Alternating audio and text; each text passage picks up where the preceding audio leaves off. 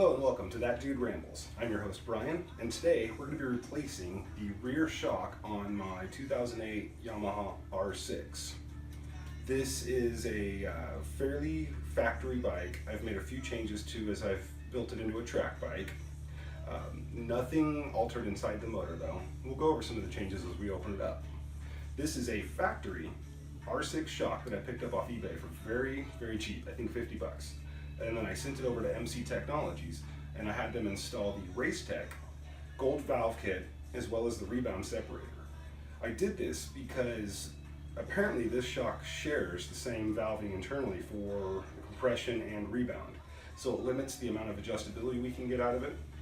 Now this may be fine on the streets, but when you get out to the track, you start picking your pace up, it becomes apparent that you need some more adjustability. So I took this under advice from Dave Moss. If anyone's familiar with Dave Moss Tuning, the guy's awesome. And I'm looking forward to having him reset me up in a couple weeks when I hit the track at Thunder Hill Raceway. So follow along. I'll show you how a regular dude or dudette like yourself can accomplish this task with some fairly simple garage tools without all of the fancy stands, especially the one that goes through the frame to support the frame of the bike when you're playing with the swing arm, which we will be. So I'll show you how we're going to get this done, and I hope you enjoy. Thanks. All right, dudes and dudettes, so the first step today is going to be remove this lower ferret. Now this is an Armor Bodies track body kit. I bought the Super Sport kit, thinking that it would be cheaper to maintain my factory seat. Little did I know that once I went to go have this reupholstered, I probably would have been better off just buying the support and the Superbike tail with the Superbike pad. You know, you try and do these things the least expensive way possible when you're on a budget, and sometimes you'll learn it's not always the best way. But overall, I like the Armor Bodies kit. It's built pretty tough. As I understand, it's not that brittle, so it's not as likely to blow up when you hit the pavement. Hopefully we don't. Say as a factory or the Chinese ABS kits, if those are even ABS. Even some of the less expensive, more economy branded track body kits are known to kind of grenade when you hit the ground. So I bought this. It wasn't nearly as expensive as the Shark Skins kit, and it's pretty decent. I didn't paint mine, but the finish wasn't bad. I don't think it would take too much prep to get ready. I just put some decals on it for now because frankly, I'm not going to paint the bike until everything else I want done is finished. Then we'll make it look pretty. So first thing we got to do is drop the kickstand to get to the one bolt that's on this side. There's 3 Zeus fasteners, same on the other side. Yeah, I know. You're probably thinking, that dude, if it's a track bike, why you got a kickstand on it? I know, I get it. I totally get it, guys. There's 2 reasons for that. The first is simple. I come into the paddock, I'm usually just hot. I'm exhausted, I want to get off the bike, I want to get my helmet off, get some airflow. So I just throw the kickstand down real quick. It gives me 30-40 seconds to get more comfortable, grab my air gauge, come back over, kick it up on the jacks, and then we can take our tire pressures. And the second reason, it's this 4mm bolt, or it's a 4mm Allen, excuse me. Grab my T-handle, I remove this guy with a 4mm. This is attached to the bracket here for the kickstand. Grab my grommets. I use these rubber grommets on the track body because it's fiberglass, and my experience with fiberglass is these holes can get pretty chewed up over time and start to split. So I just do that. Hopefully it's a little easier. I get a little more life out of the body before it starts to split and crack these holes that I had to drill. But as you can see, if you can see, there's this little bracket in here that appears to attach to this kickstand assembly. I don't want to just remove the kickstand. You can save more weight and get rid of a lot of clutter and crap if you pull the whole assembly. But to do this, I need to fab up a plate to mount my body to, because I don't want it flopping around. And second, I need to find a secure way to short the sensor. That way it doesn't think the kickstand is down when I remove it and cause it to kill the bike. It's still on a factory wiring harness, so it's a work in progress. It's enough rambling now. I guess that's why we call it That Dude Rambles, because I will just go and go flap my gums. Let's move to the other side. All right, now we're on the other side, so we're gonna go ahead and same thing. We need a 4mm Allen, and we're gonna remove the 1 bolt on the right side lower. Do my best to keep my hands out of the way. because of how tight this is, I can't use my T-handle, so we've got to do it bit by bit. This would be easier if it weren't for my rubber grommets, but hey, I'll take my chances. Track bodies are expensive. Well, just about everything about motorcycles is expensive, huh, guys and gals? What do you think? In fact, because I can, I'm going to put this back where it goes. I like to put my hardware either back or have a nice, secure place to lay it out and line it out. I know the lighting sucks, but I didn't think we were going to spend a lot of time on this side. So,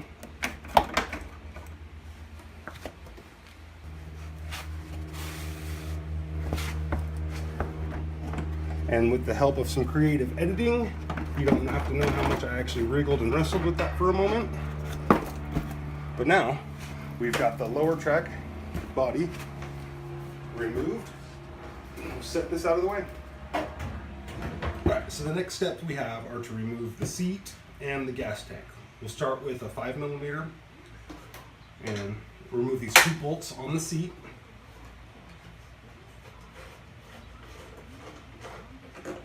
Again, thought I was doing myself a favor by maintaining the factory seat, but now I kind of wish I would have gone with the Superbike kit.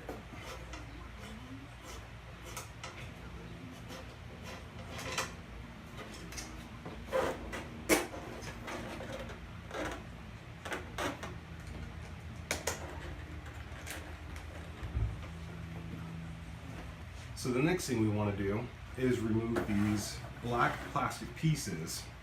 There is a Phillips screw located right here on the gas tank. Now these have a bushing in them. Recommend you capture that bushing. You gently push forward and the plastic comes off.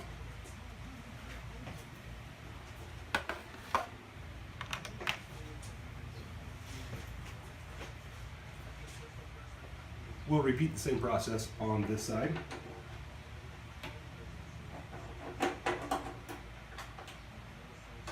Make sure I get that bushing so we don't lose it. Don't want our bodywork flopping around at high speed.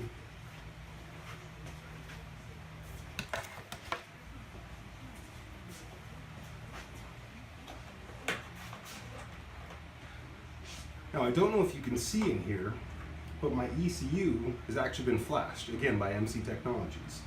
I had them go with an unrestricted map, and I haven't got it on the track yet, but just putting around the area, lower speed, it's phenomenal. It feels like I got the fueling that the bike needs. And if you're on a budget like I am, Power Commander and dyno tuning can get really expensive.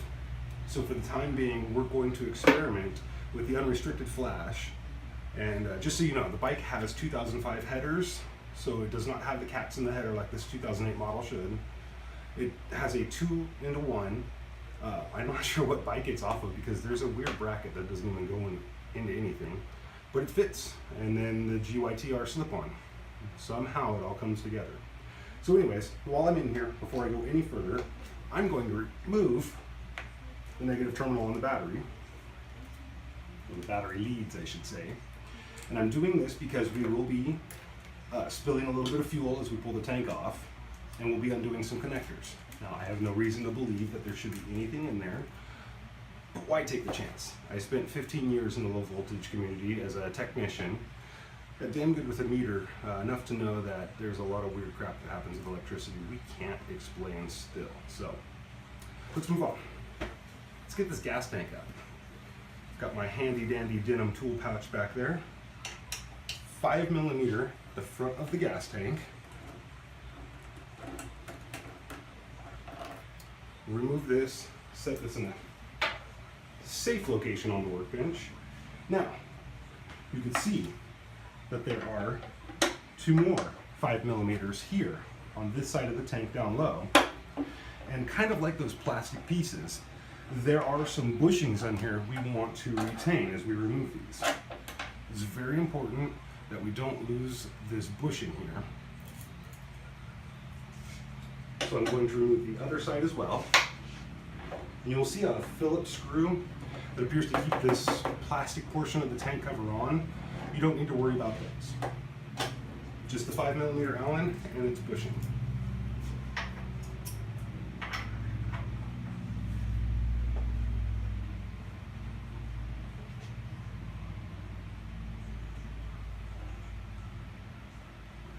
Okay. I'm going to crack the bolt back here, the hinge bolt, on the back of the tank loose just a hair. Next, I'm going to grab a block of wood. All right, I wanted to get a little closer up so that you could see what we were doing once we got the gas tank lifted up. If you haven't done this before, you may want to put a rag down here. You're going to get a little bit of fuel that spills out. So to disconnect the fuel, there's a little, I don't know what you call this, but you just push it off like this. And this makes sure that you can't lose your fuel line. It's a pretty little important thing to have. You want to make sure you got it on your bike. Set that to the side, and there's two blue buttons you can see barely on this side. Same on this side. You push those buttons, you pull out, and you leak a little bit of gas. Now don't worry, you don't have to drain your fuel tank. This style tank is not just going to pour out all of its gas. You do, however, don't really want to do this on a full tank because it gets heavy. So now that I've removed that, I'm going to come up to the top and I'm going to remove this one air hose. I believe this is an air hose. I can not tell you to be certain.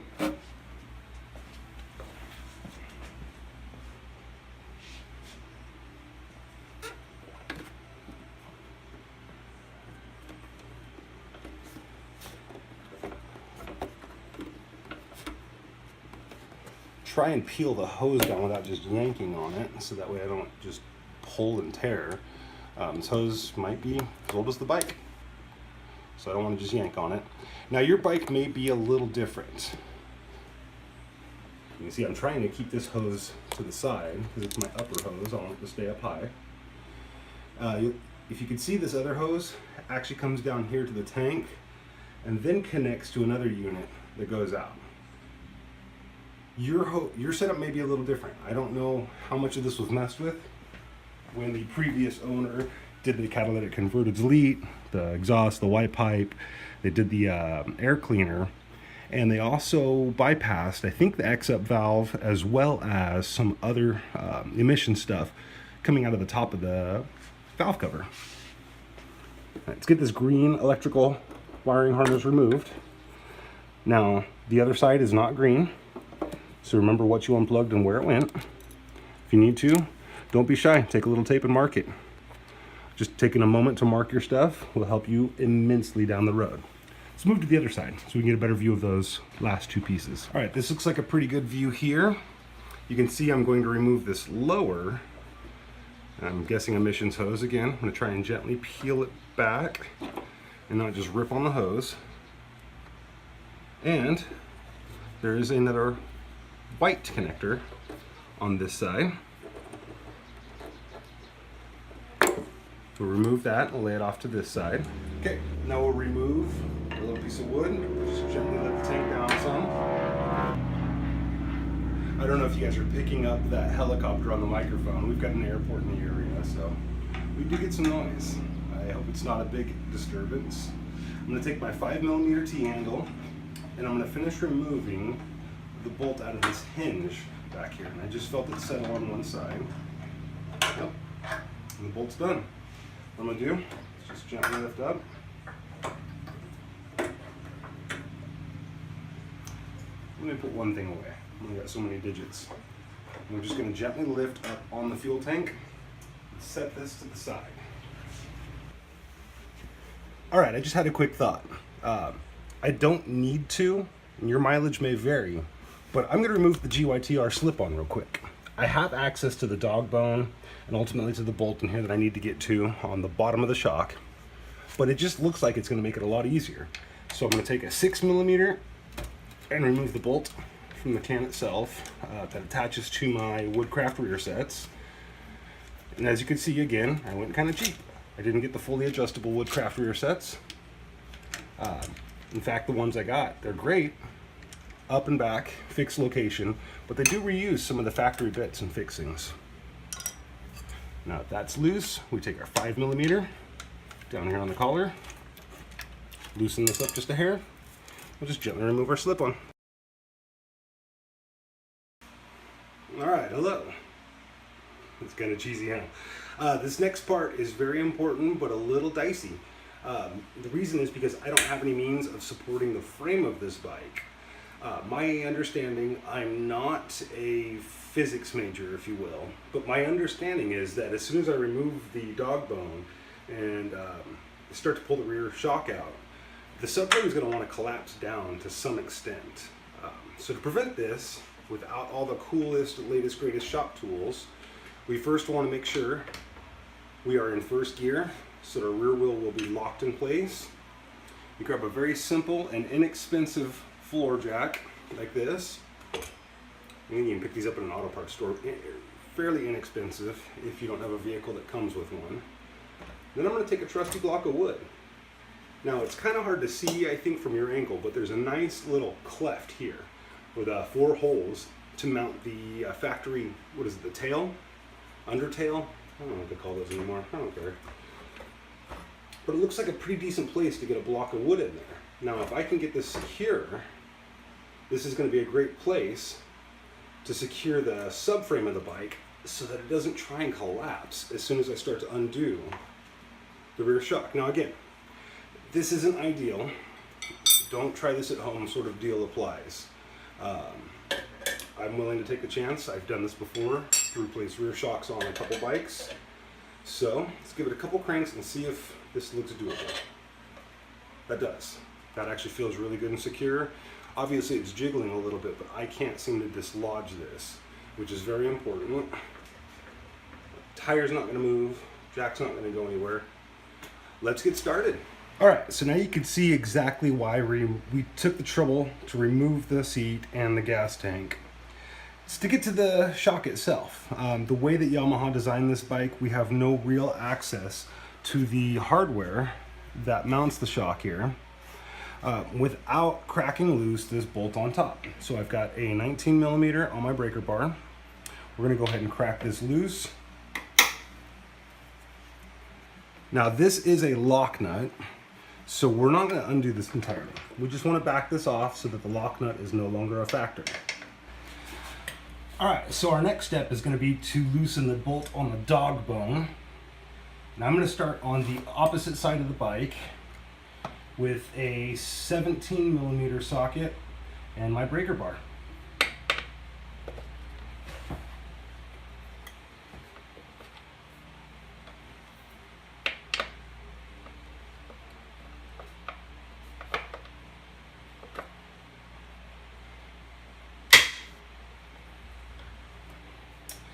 Yep. That's what I was afraid of.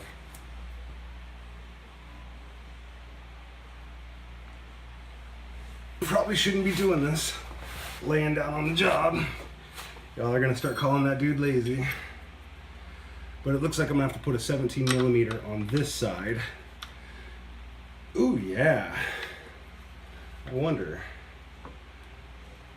Whoa. There we go. Got it broken loose finally. So we're gonna go ahead and undo this dog bone very carefully. Because what I want to do is keep an eye on the jack assembly we put underneath the rear to make sure that is secure before we actually start to remove this. Safety first, guys.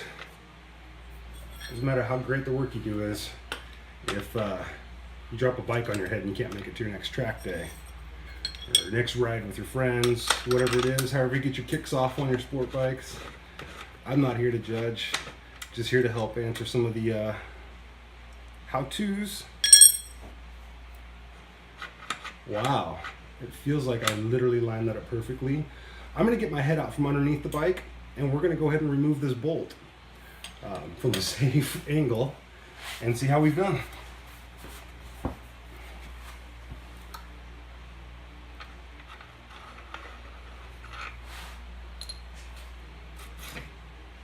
And so far so good. As you can see, we have cleared the dog bone here. And our jack is still sturdy, thank goodness, because at this point, this is where it's gonna get fun. I don't know if the swing arm would actually drop yet, or if it's when we remove the shock. And look at that, folks. Another set of 17 millimeters. So we're going to go ahead and crack the bolt on the bottom of the shock loose now.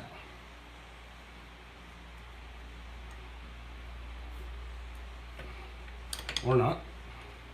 Sounded like a great idea though.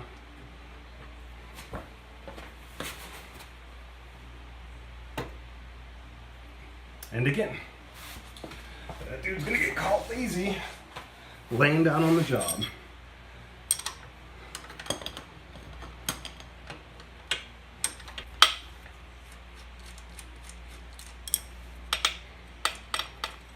So we've got the bolt off and the washer off.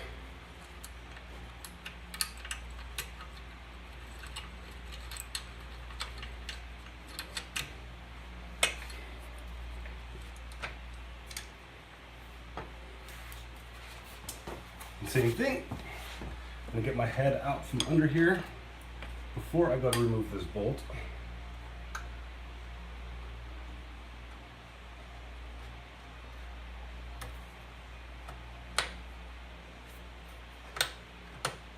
Yep, thought that's what it was. Wanted to settle a little. I did not want to put my hand in that mess. No thank you.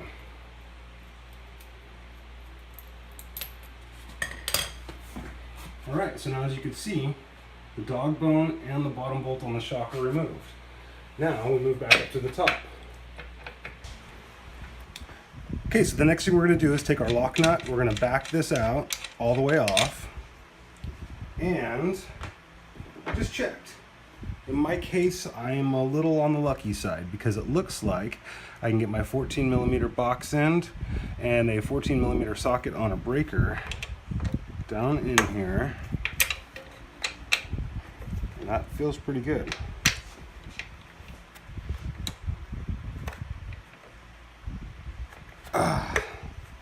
Break that loose. All right, so we are free. See if I can collect the nut and the washer.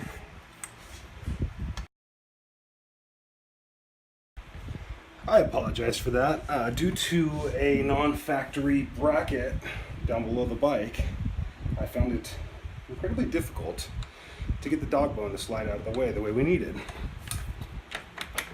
With that out of the way though, as you can see, we can actually turn the shock, allowing me to remove this last little bolt.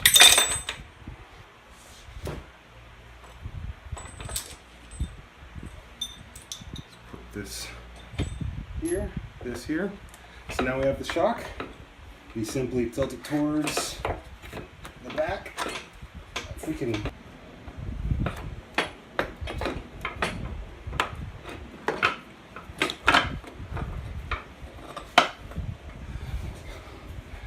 voila. That was easy, wasn't it?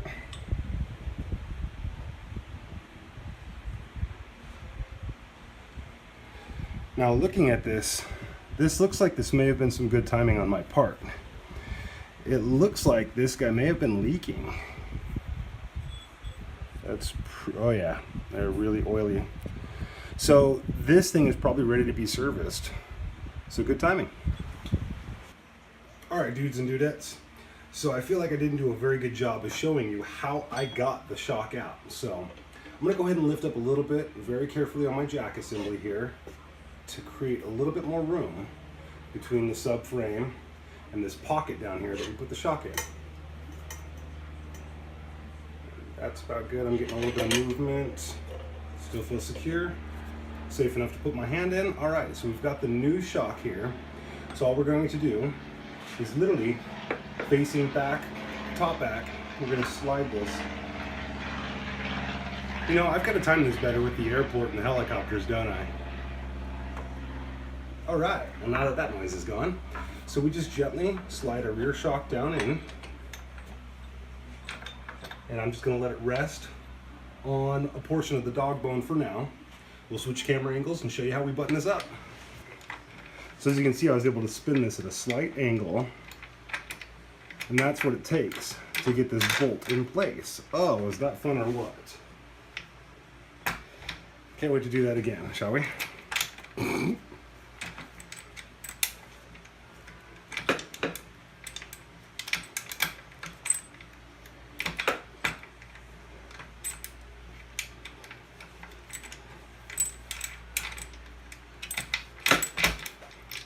There we go. Get that washer spun back around. And get this stuff kind of straightened back out momentarily. Just gonna stick that up to there. Now,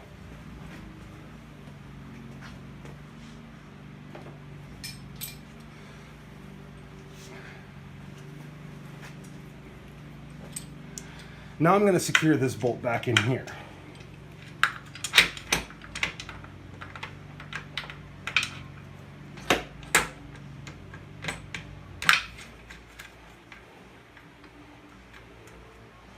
I just got that in place. I'm going to hold off on a minute until I crank that down with a torque wrench. All right, we are getting close, ladies and gents. So the first thing I'm going to do is re-secure the lower shock bolt to its mounting location. So we play a little bit of I wish I had two more hands as we line all this up. And that went in nicely. Little washer. Make sure the lock nut goes on the correct way. Looks kind of like a nylock.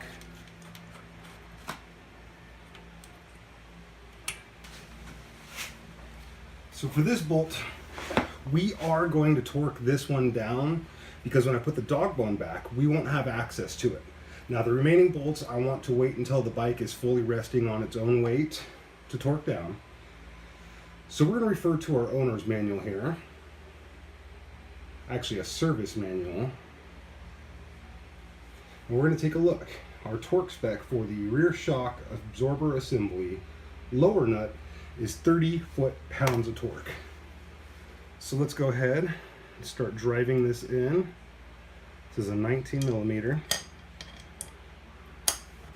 No, 17 millimeter. Correct. So we'll get started with our 17.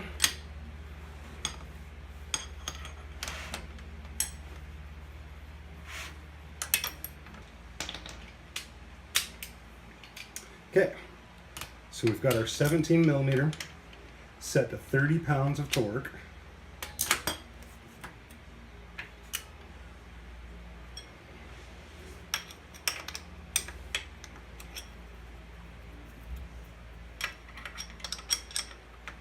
Not the easiest way to do this with two hands, but this is what I've got. And that's part of what this channel is going to be about, guys. It's about making do with what you've got, doing it the right way, the best of your ability. Which in some cases is going to be extremely difficult. But we will get to 30 pounds one way or another, guys. We will.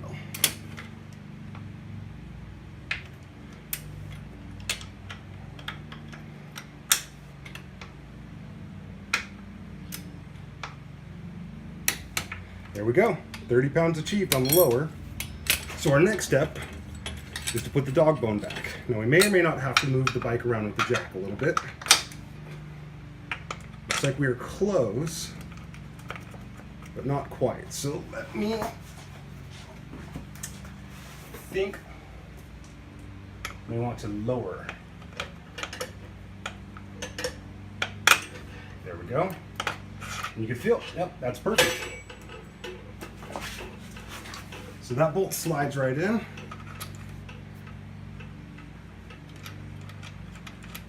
And we're going to crank this down by hand with our 17 millimeters again. Yes, I just said again. Don't know why.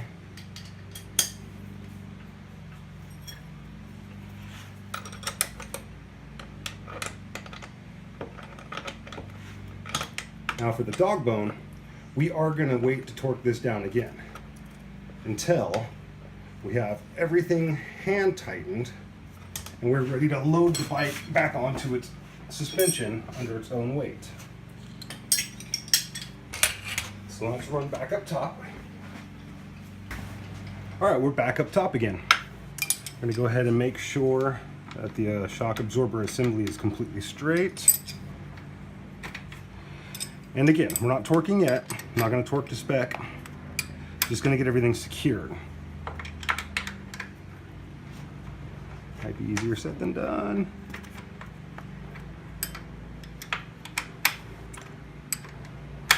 This is by no means the ideal way to do this, but with this exhaust that I have, this janky 2-in-1 pipe that someone put on this bike that doesn't belong, I don't get all the movement out of my dog bone that I would like to. So this is making do with what I've got. It's a little slow going, but it will work. And once we get this snug down, then what we're gonna do is we're gonna actually set the bike down on its own weight, and we're gonna confirm. That's starting to feel good.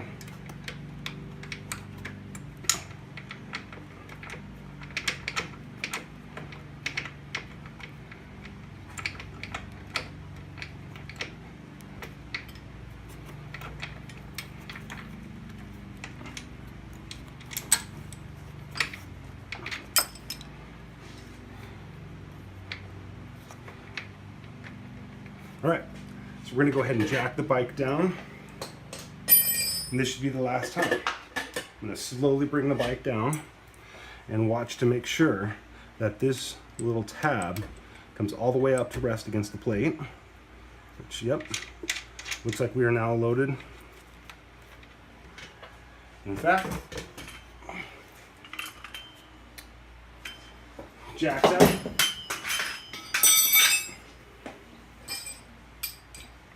So now let's crank this down a little bit by hand, give it some love.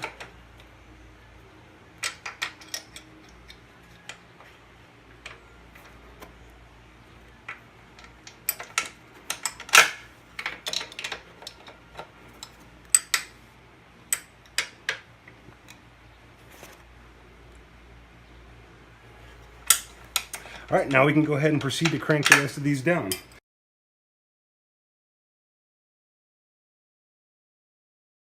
All right, well, we've got the rear shock installed now. Everything's torqued down to spec like it should be. And again, we torqued everything that we could to spec after the bike was already resting on its own weight on the new unit. We don't want any settling to occur after we've torqued everything down. We want to get it right the first time. So I'm going to go ahead and finish putting the bike back together. I hope you've enjoyed, and until next time, ride hard. All right, now that we are finished, there's only one thing left to do. And once you've done something to the bike, you've got to test it, right? So we've got the rear shock on, we've got the body, the tank, the seat, everything back on in basically the reverse order that we took it off. So as long as you took good notes along the way, it should be no problem to put it back together. Now that we've got it back together, we've got to test it out. And since this bike isn't street legal, it's a track bike only, and I'm kind of somewhat in a neighborhood, we've only got one other alternative. Thankfully, we've got an awesome helper who has volunteered to check out the suspension settings and let us know where everything is at. Now, we're not going to set the sag for our handy helper here today, but our handy helper is going to let us know how we did. So, what do you think?